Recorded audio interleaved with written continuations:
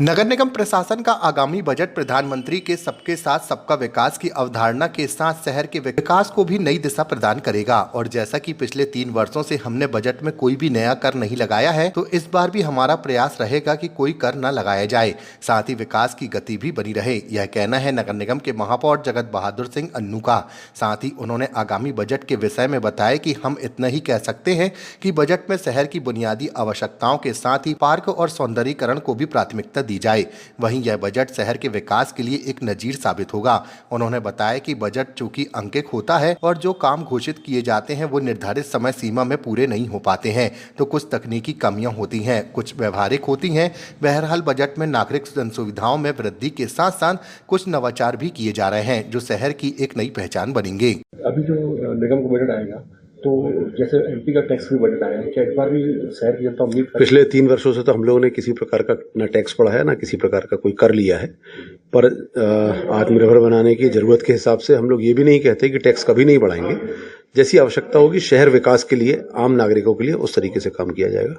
और इस बार जो घाटा, जो राजस्व रेवेन्यू का जो लॉस आएगा, वो फिर इसे कैसे कवर करने की? देखिए, हम लोग तो एक जो बजट बनाते हैं वो एस्टिमेटेड बजट होता है, आंकिक बजट होता है। उसमें हम एक तैयारी करते हैं कि इतने करोड़ रुपए तक के या इतने अरब रुपए तक के हम लोग को काम करने का प्रयास करना है। वो काम पूरे नहीं हो सकते, होते भी नहीं है, पर बजटिंग हमको करना पड़ता है। कुछ काम होते हैं, कुछ नहीं होते हैं, कुछ आधे हो पाते हैं। उस तरीके से हम लोग उसकी वर्किंग करते हैं। मान लीजिए जैसे पिछली बार 1600-1700 करोड़ रुपए का बजट आया और उसमें से 800-900 करोड़ रुपए के काम हुए। इसी तरीके से केंद्र सरकार, राज्य सरकार और प्रदेश सरकार और नगर सरकारों के बजट बनते हैं और उनके काम होते हैं।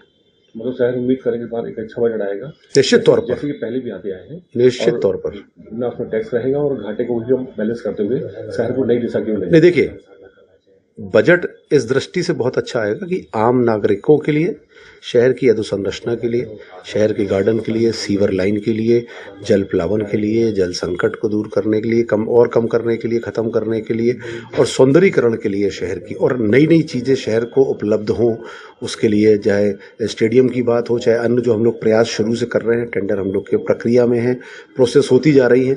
इन सब चीज़ों में काफ़ी समय लगता है, 1-2 साल भी लगते हैं। इस तरीके से बड़ी बड़ी सौगातें इस बार फिर शहर को मिलने जा रही हैं। पहले भी बहुत बड़े काम शहर में हुए, आगे आने वाले समय में फिर इस बजट में वो प्रोविजंस होंगे जिससे बड़े काम शहर के अंदर होंगे, लोगों को उससे लाभ होगा।